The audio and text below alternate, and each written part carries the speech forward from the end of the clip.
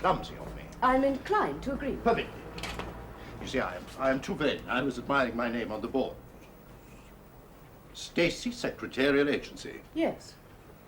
You are employed by this agency? I own it. That is to say, my sister and I own it. Then we are to be neighbors. You see, Hercule Flambeau, at your service. And if you will allow... Oh, but on which floor? If you don't mind, I prefer to do that for myself. But it is no trouble. If you don't mind. Ah, the 4th floor. Then we are to be close neighbors. With me? Must you?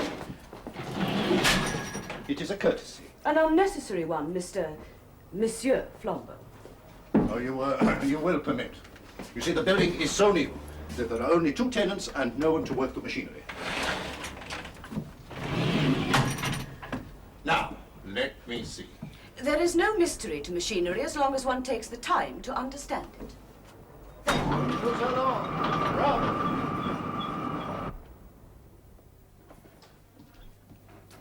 Ah, there you are, dear. Lend me a hand with the desk. I think by the window. Don't be silly, Joan. A shadow will be cast on whatever I'm doing. Take that end. We'll put it on sideways. Now, lift. Really, if poor father could see us now working for a living. I mean, especially since we don't have to. We? Since you don't have to. More to your left. Really, Pauline, with all Aunt Dorothy's money, you could lead such a comfortable life. I wasn't put in the world to be comfortable. If it comes to a choice between standing on my own feet and being at the beck and call of some... What is it? I thought I told you not to wear those glasses. I need them. You do not need them. Pauline, on my honour, I have become so short-sighted of late. Nonsense. Take them off. But I can't I will not have you dependent on such things. Do you hear what I said? Yes. I don't mean to be hard on you, dear, but we must learn not to pamper our bodies. Your eyesight will improve, so long as you don't rely on so-called cures dreamed up by doctors to fill their own pockets. Yes, I think we'll have your desk facing mine.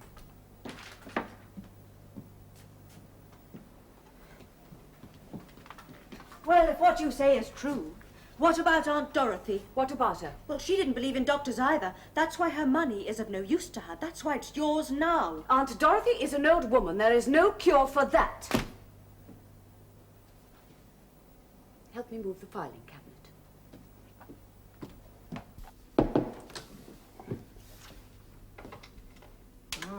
My dear friend, how kind of you. Welcome. Well, I was in the neighbourhood. My curiosity got the better of me. Oh, so this is your new home. Most impressive. And most expensive. Yeah. But it is an improvement. I can see you've come up in the world in every sense. You like it? Well, I must say I prefer Gothic architecture. Oh. Your old premises had the atmosphere. Oh, and these? Stratosphere, shall we say. The building is not yet occupied. I am the first tenant. Oh, except for a young lady in the floor beneath. And whoever is on the floor above. Above? Oh. Well, it would seem that I am... sandwiched, yes. And speaking of more elaborate food, I thought perhaps you might care to take luncheon with me. Oh. This new office of yours is something to celebrate with a good claret. How kind. On the condition that you dine with me this evening. Oh, you're too kind, Flambeau. You're too kind, always too kind. As far as this day is concerned, I have only one appointment, if you can call it such. I must find myself a young woman. Indeed. Have you fallen on lean times? What? No. I mean a young woman who can type letters. Well, that shouldn't present any problem. I understand that there's a secretarial agency on the floor below. At least, though the notice board in the hall, that said so. Oh, yes, of course. I have already met the owner of this agency. Most attractive. Oh, yes. Well...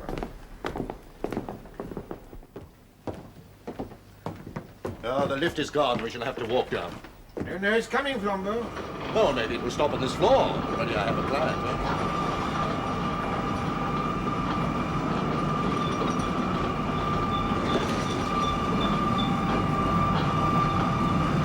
Mon Dieu!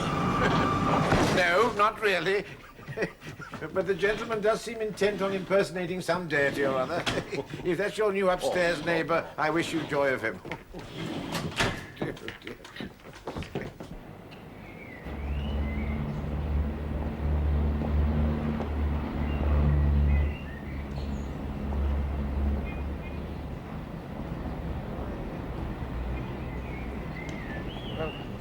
I thought we'd try my dear old friend, the Great Eastern. He's just across the square, and I can always get a table there, they know me.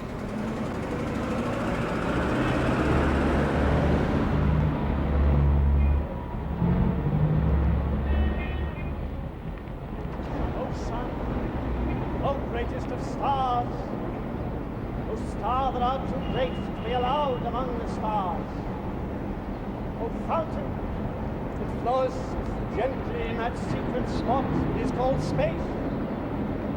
White, father of all white, unwearied things. White veins, white flowers, and white heat. I lift up my eyes to thee.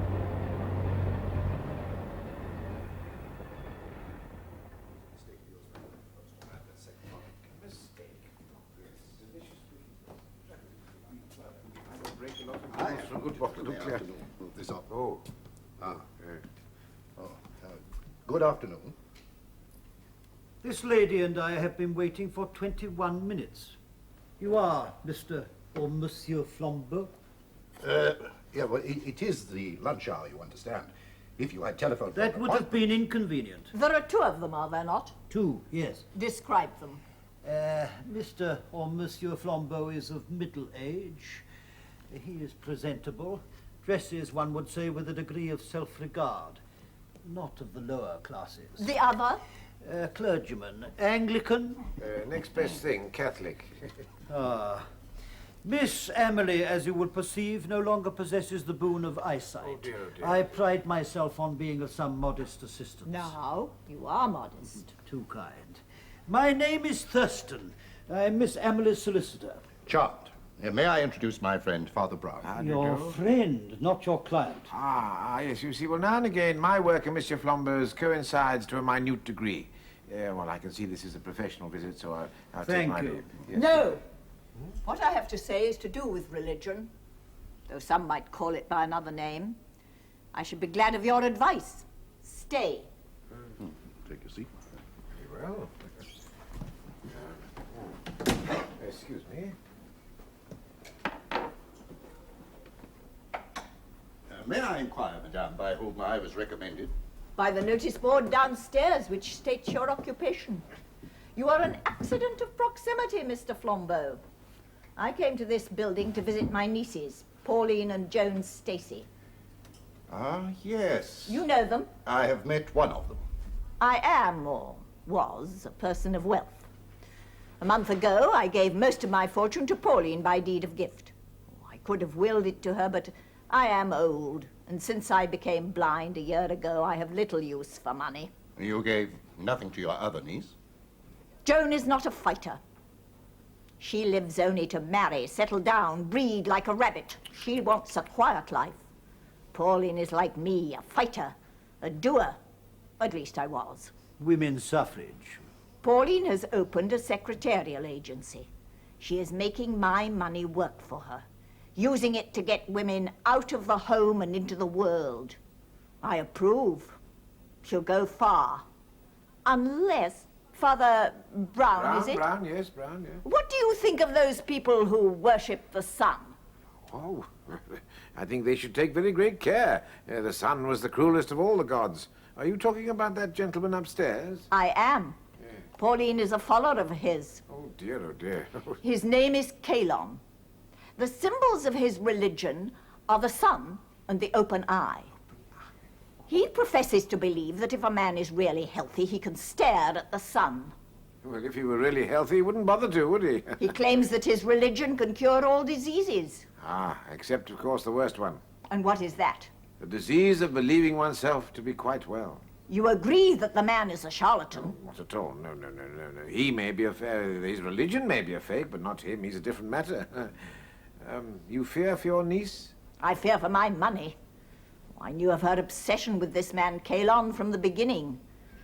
I came here today, a friendly visit.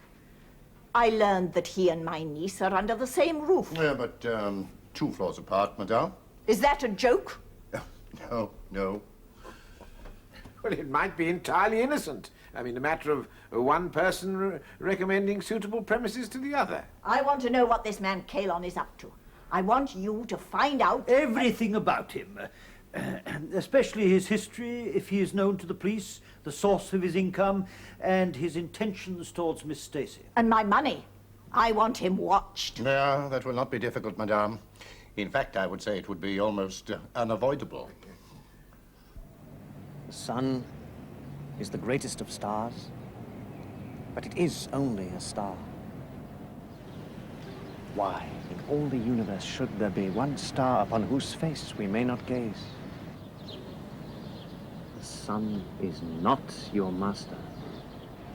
You shall open your eyes and look upon it whenever you choose. I will look upon it.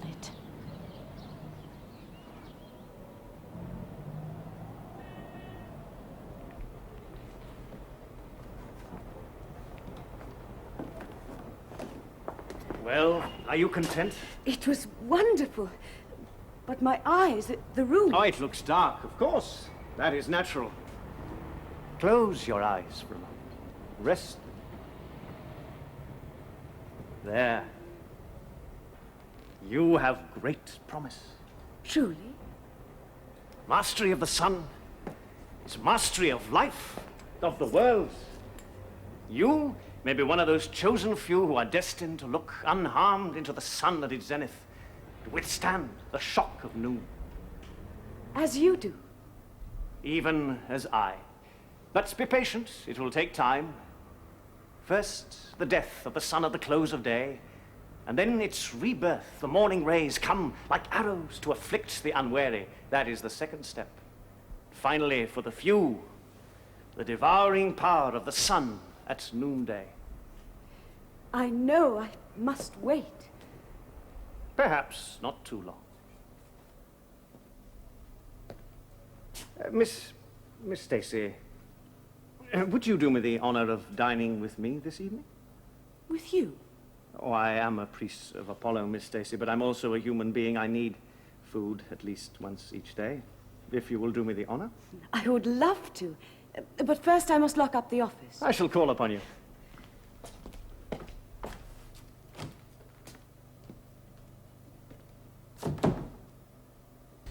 Flambeau, that lady, Miss Ammersly, she seems more worried about protecting her money than her favorite niece. Your their niece is not in any danger, Oh, sure.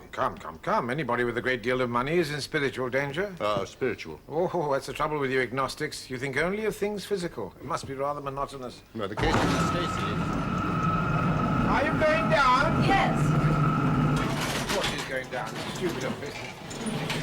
Oh, excuse me. Oh, my dear Miss Stacy, again I am honored.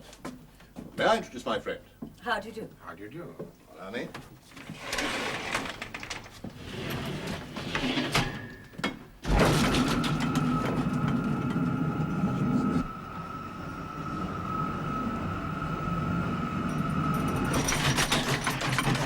Permit me. You know, Flambeau, I changed my mind. I said just now that Miss Stacy's danger was spiritual. I think it may be physical as well. Well, now.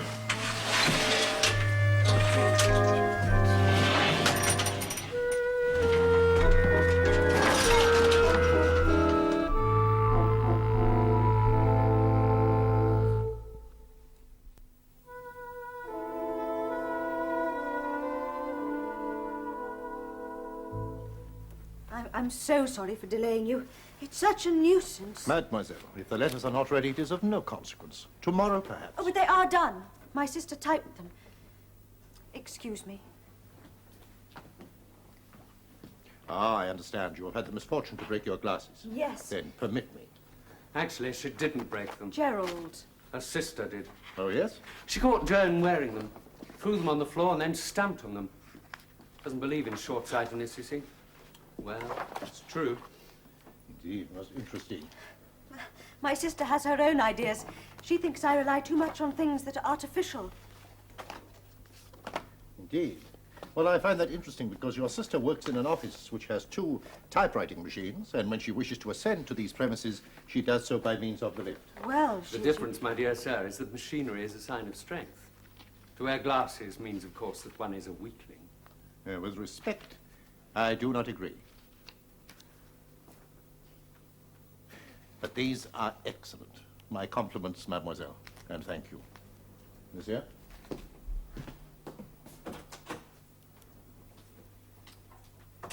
Gerald, how could you? It's true. But you had no right to. Not in front of a client. Had your sister a right? Look at these. She has her opinions. Her opinions? Damn it, I could respect them if they were hers. But they're not. They're part of that nonsense being fed into her by that humbug upstairs, and you're worse to put up with it. She's rich. She could buy this entire building. What do you get out of it? Not a penny. I don't want anything. At least if I do, it's for us, not for me. You forget. We'll both be glad enough for her to help us. Glad? You talk as if you're asking for charity. It's business. And she stands to make more out of it than either of us. Hello, Joan. I'm just going out to dinner. Can I trust you to lock up? Yes, of course. Hello, Gerald. How nice to see you. Are you and Joan going somewhere splendid this evening? We would if we could afford to. Oh, Pauline, there's a cheque to be signed. It's the electricity bill. I've made it out. Thanks. Is it filled? Yes. You probably heard what I was saying to Joan just now. As it's the truth, I don't see why I should apologize. Then I hope you won't. I mean, about this money, it would be a business investment, not a loan. Yes, so you said. I'm not denying it would mean a lot to Joan and me. Not that I expect that to influence you. I don't want to press you to a decision, Pauline, but if we have to wait, the chance will be gone. Radio's entering a new phase. Fortunes are being made if we act now. Pauline, I need to know. It's not a fly-by-night scheme. You've seen the figures. Making radio valves. By new methods at half the cost. Yes, employing women in factories at workbenches. Isn't that another word for employment? I grant you it's another word for something. Do I intrude? Not at all. No, Gerald. I think I know better ways to spend money. My money, that is. See you at home, Joan.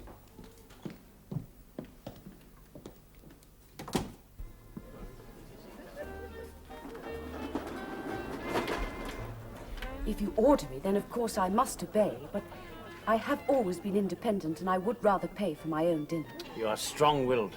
Self-mastery, isn't that what you've taught me? Yes, but my dear And lady... through mastery of oneself, the mastery of others. It is a poor teacher who cannot learn from his pupils. You're in the right. I shall not insist. Ah, thank you. That's delightful. Nice buffet.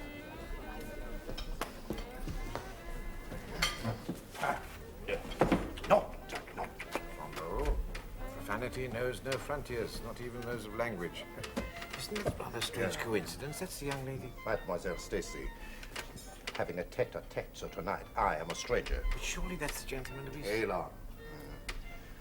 He calls himself now, but at first it was Stapleton. Arthur Stapleton, from that English town with a funny name. How'd you say it? Birmingham. You've been working very hard this afternoon. Oh, I found out a lot more than that. In 1922, he was sent to prison for 1 year. He was found guilty of obtaining money by, what's the phrase? How do you say it? False pretenses? You? Are you shocked? No. Surprised, perhaps. I believe in you. Well, I'm not ashamed of it. And nor do I regret it, because it was in prison that I first learned the truth. One day in the exercise yard, I saw another prisoner shielding his eyes from the sun. On his face was the fear of a man who seeks to hide himself from the eye of a judge. I dared to look into the heart of that burning star. And on that day, I discovered self-knowledge and the beginnings of salvation. So, he is a fraud. You agree? I'm not sure. He drinks wine. Claret, by the look of it. By the expression on his face, that's the Mouton Rothschild. No, a man who likes wine is either sincere or a very dangerous criminal indeed. When you talk like this, I think of the millions of others who could find the same comfort and meaning that I found. Not millions. Thousands, perhaps. that my mission is to those who are destined to lead, not to the sheep who are born to follow. But to spread the word is not easy. I have money. Yes? Well, with money it could be easy. Oh, I see what you mean. Oh, thank you. No, but that's out of the question. Why? My dear Miss Stacy, the eyes of the law are not kindly eyes. They see me as a convicted criminal. I cannot accept money from you or from anyone else. The keeper of the Temple of Apollo must be above suspicion. A personal gift? It's impossible. Very well. But there may be other ways.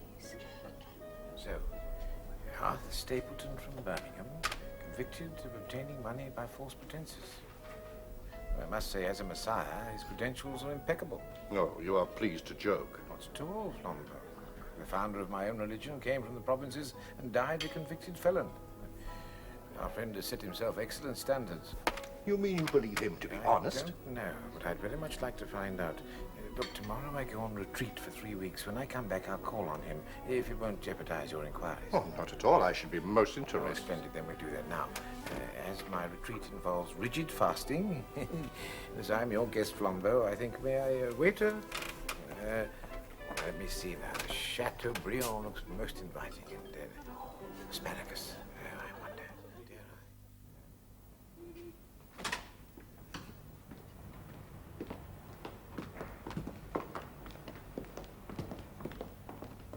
Oh, excuse me. It's no good trying to summon it, you know. They don't have a lift man. At least they didn't have when I was here 3 weeks ago. Wait a bit. No, nothing. We'll have to use Shanks's mare. American-style architecture does have its drawbacks. Come on.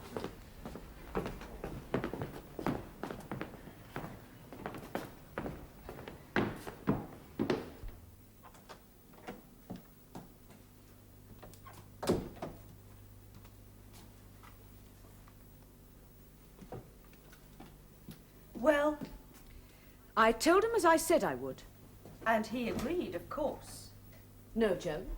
In fact, he did everything in his power to make me change my mind. And did you?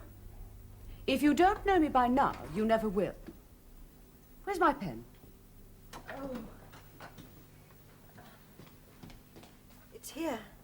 Thank you.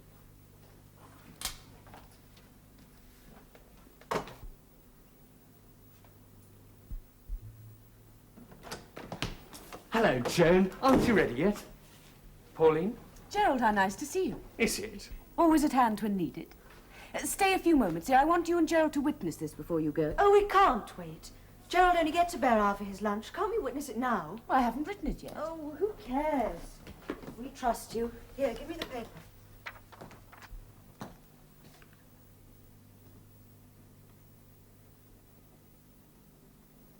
Gerald, now you. What is it? I'll explain later. Just sign.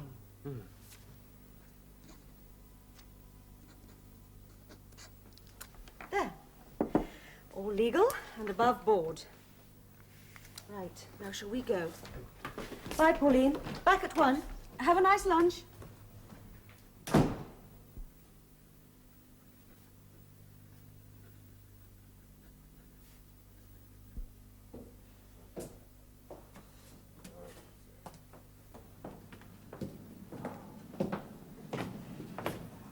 Why? It's Mr. Thurston, isn't it? Brown, Father Brown. We met 3 weeks ago. Yes, Yeah. I remember. If you're calling on Monsieur Flambeau, I'm afraid he's out to lunch. No. Yes. Oh, dear, oh, dear. Well, if you'll excuse me, I have another call to make.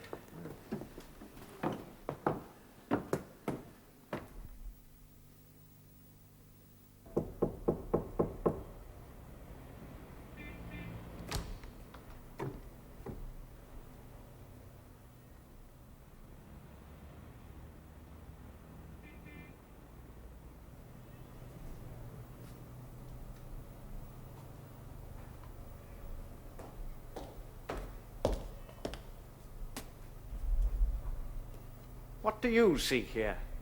Some information from one professional to another.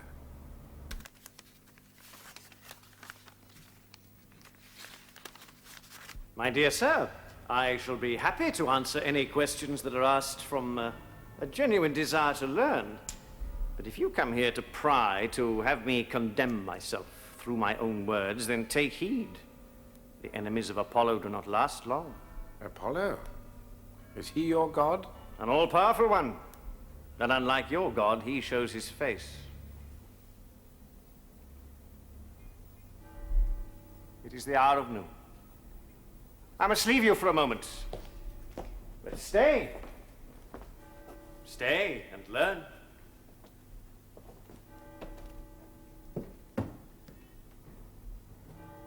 O greatest of stars, O star that art too great to be allowed among the stars, O fountain that flowest gently in that secret spot that is called space, white father of all white, unwearied things,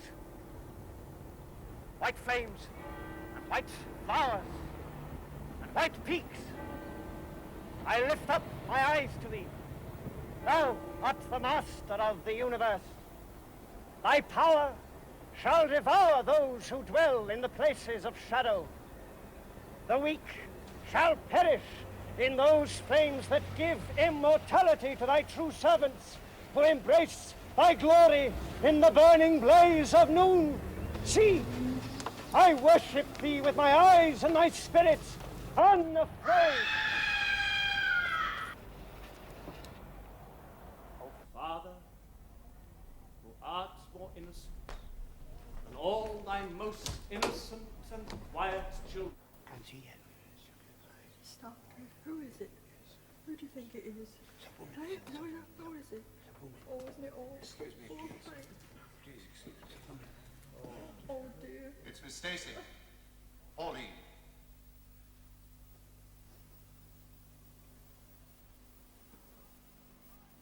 And by thy will, the strong shall live and conquer.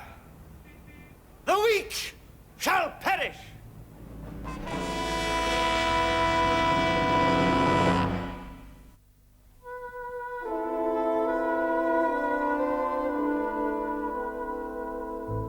Where's the lift? One floor up, sir. Has it been used since the accident? Not since I got here, sir, and that was within a minute or two. Now, when she fell, the lift was on the 5th floor. Thank you, Constable. As the body's been taken away, you can put the lift back in commission. Very good, sir.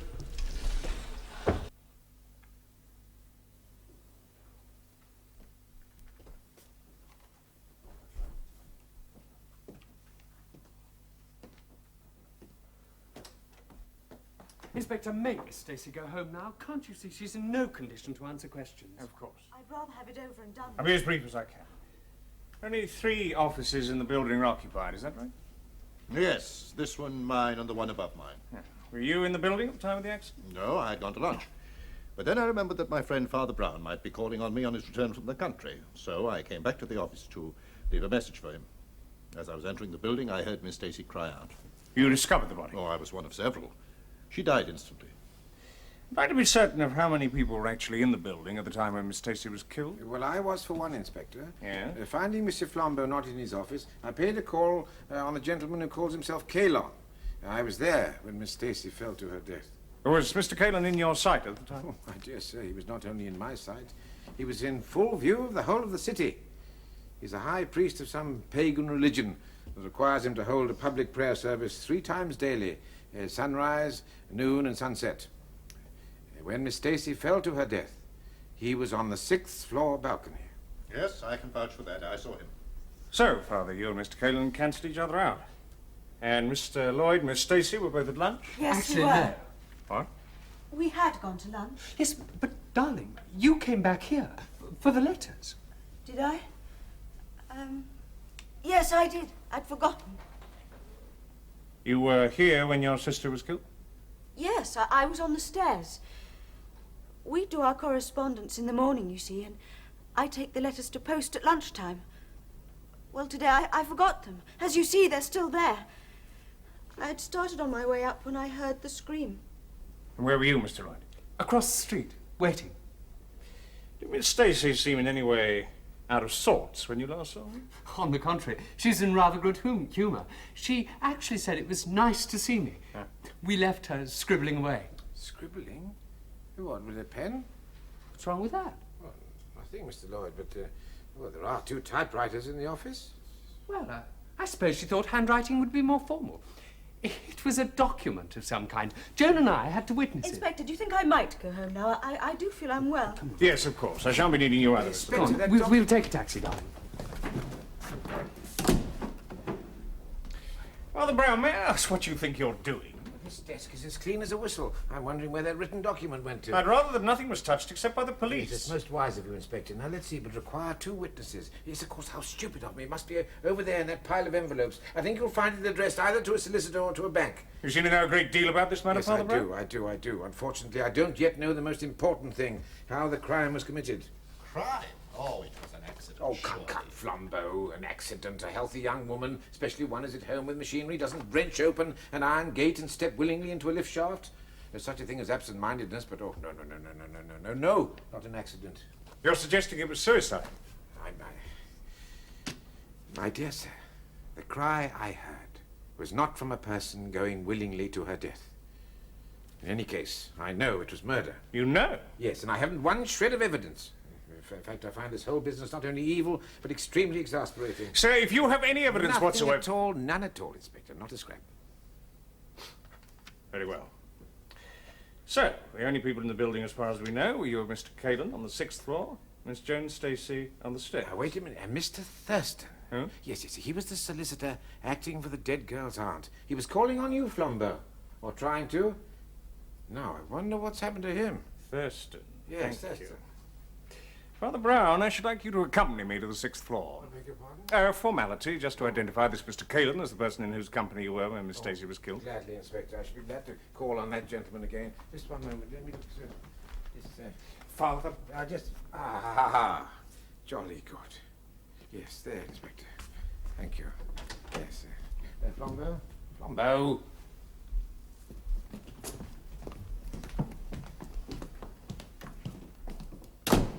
Ah, good. My constables brought the lift down. Yes, Inspector, might I inquire what floor the lift was on when Miss Stacey fell? 5th floor, Monsieur Flambeau's. Yet the only 2 people who were on that floor had walked up. That's interesting.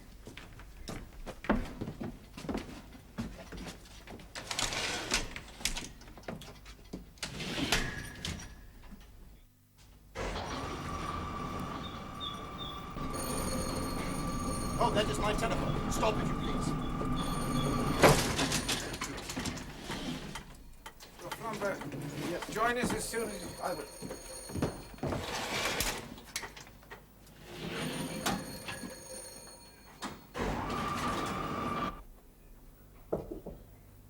Come in.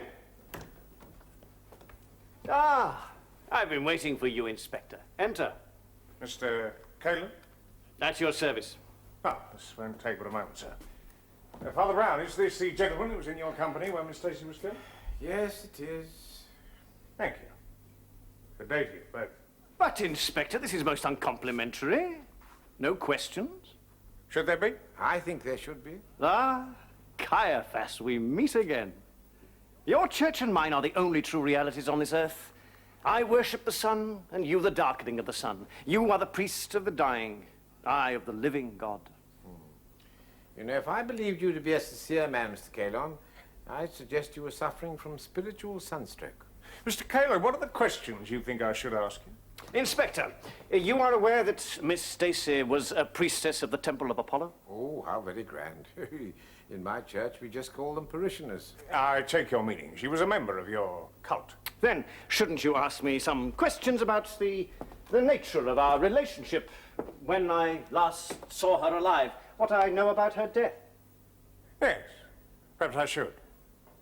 Father Brown, would you mind waiting down? No, let him stay. I know his sort. He would convict men of sin. I would convict them of innocence. Oh, then you don't believe that murder is wrong? Is that an accusation? No.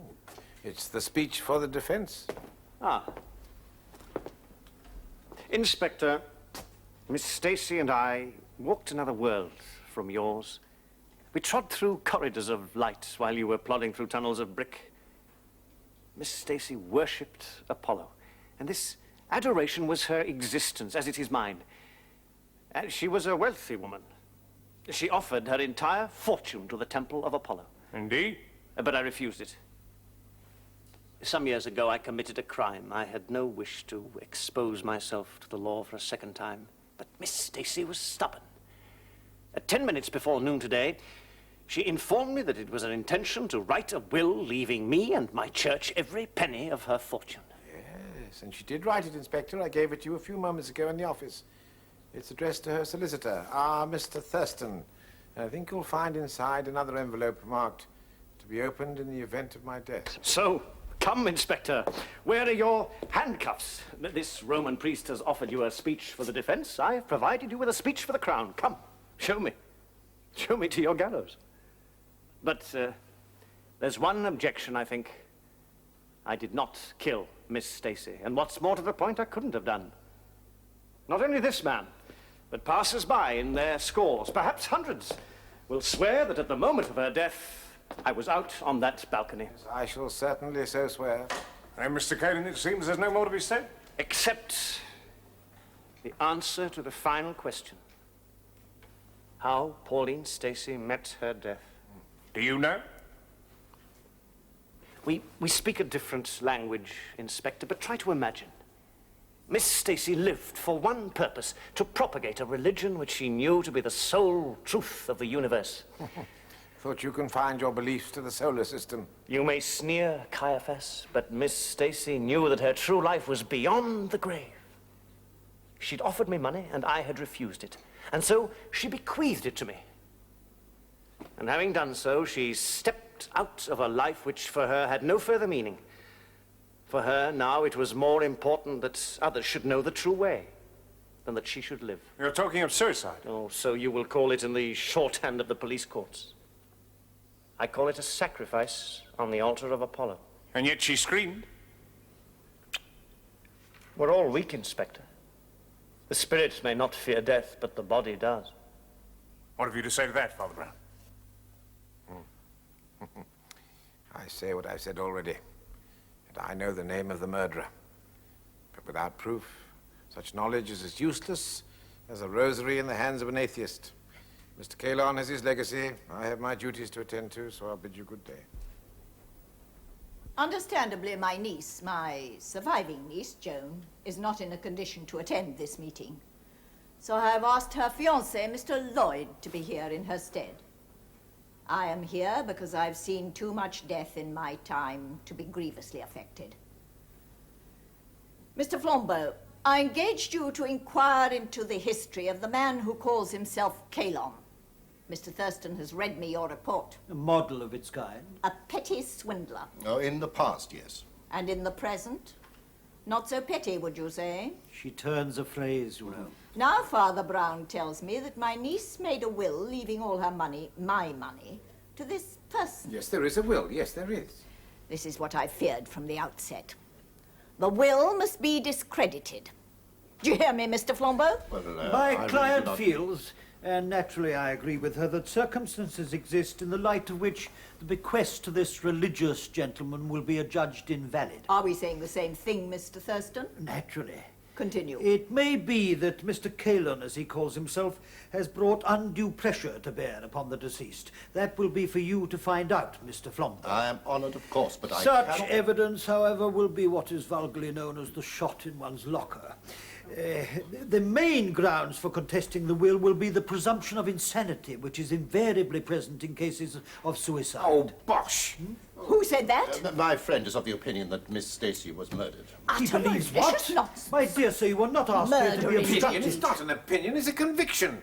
But if it's any comfort to you, there's no evidence whatsoever. I should hope not.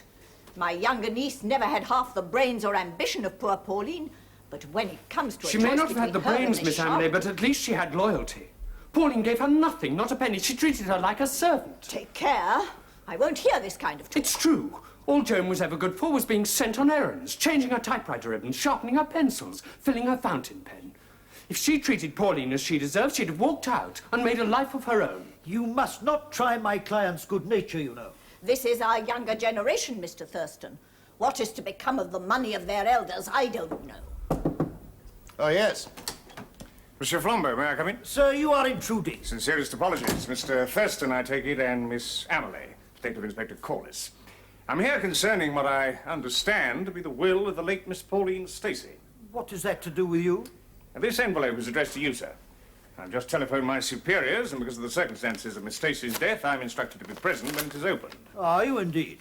Well, sir, it's for you to decide whether the matter is to be cleared up here and now, or later at a coroner's inquest. That is coercion.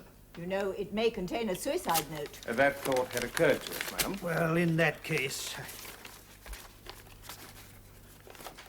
Well, what is this supposed to mean? What is it?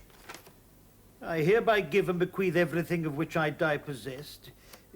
Well, speak up. Nothing. Just a lot of scratches. This is absurd. And the names of 2 witnesses. This isn't a will, it's nothing. May I, sir? Mr. Lloyd, is this your signature? Oh, yes. Well, you see, it was lunchtime, and Joan was in rather a hurry, so... I see. Somewhat irregular. Yes. Am I to understand that there is no will? If there is, madam, this isn't it. Evidently Miss Stacey changed her mind. But why is it addressed to Mr. Thurston? And what's more to the point, Inspector, what about all those scratches on the paper? What nonsense, who cares? There is no will. That man won't see a penny of my money.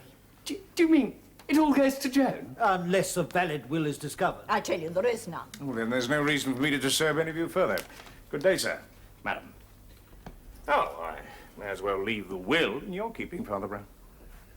I simply don't understand it. It seems I shall not require your services after all, Mr. Flambeau. You may submit your account. As for Joan, I hope she realizes her good fortune and will put the money to proper use. In poor Pauline's eyes, money was valueless. If it were not spent to advance... In Pauline's eyes? My dear sir. What is it? Of course, in Pauline's eyes, Flambeau. That's where to begin. I was stupidly and idiotically wrong. There wasn't a crime. He admits it. There were 2 crimes. Crimes of a different weight and committed by different criminals. Go and get that inspector back, please. Different criminals? Yes, but committed against the same weakness of the same person in a struggle for her money. And the smaller crime made a mockery of the greater.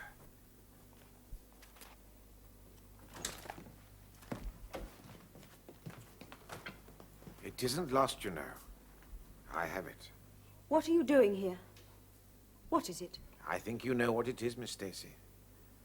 I've never seen it before. I asked you what you were doing here. Now, there's no need to be frightened. It isn't a criminal offense to neglect filling a fountain pen. And if it ever came to proceedings, you could always say it slipped your mind. Father Brown, if you... My friend, what has this to do with a fountain pen? Cannot you please put it into simple words? Flambeau! I can put it into one word. Pauline Stacey was virtually blind. Will you come with us, Miss Joan? We have a call to make. Inspector... Yes.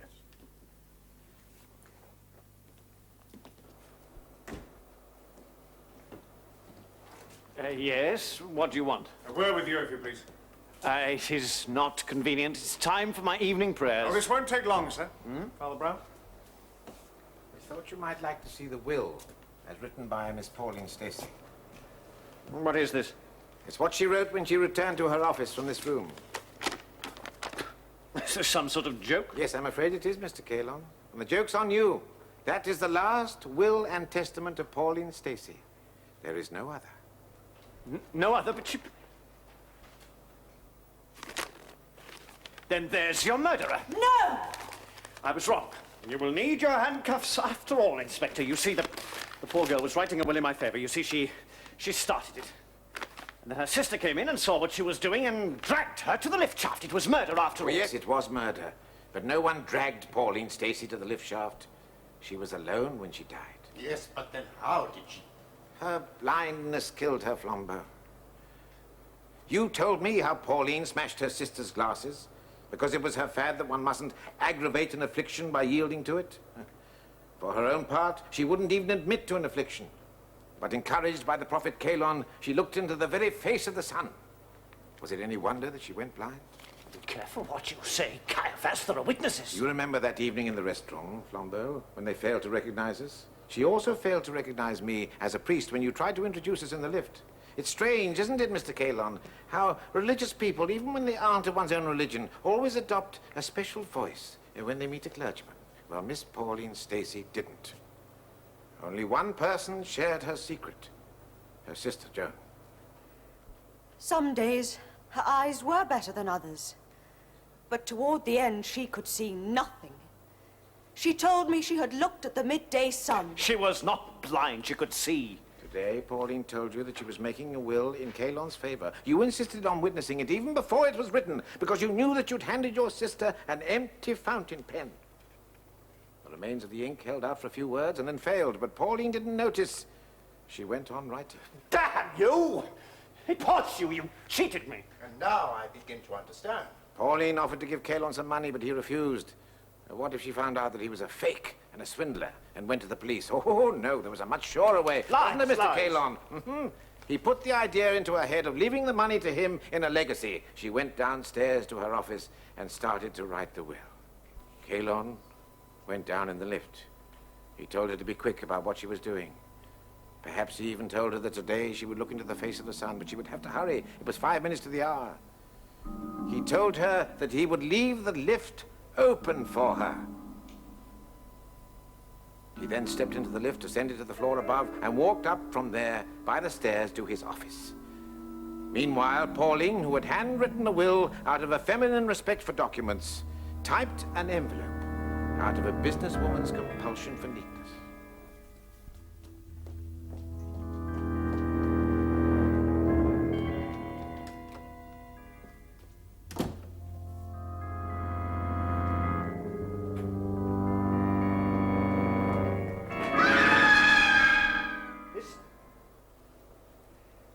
This is slander.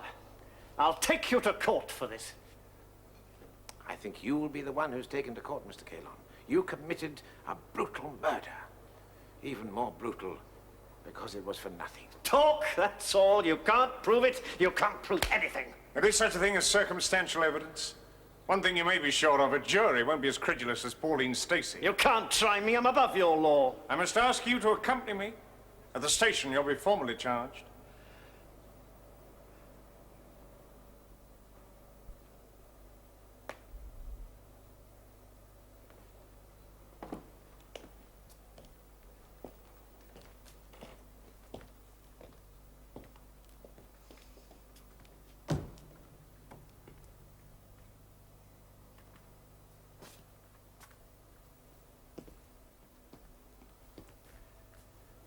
You said you knew it was murder at the beginning. Yes.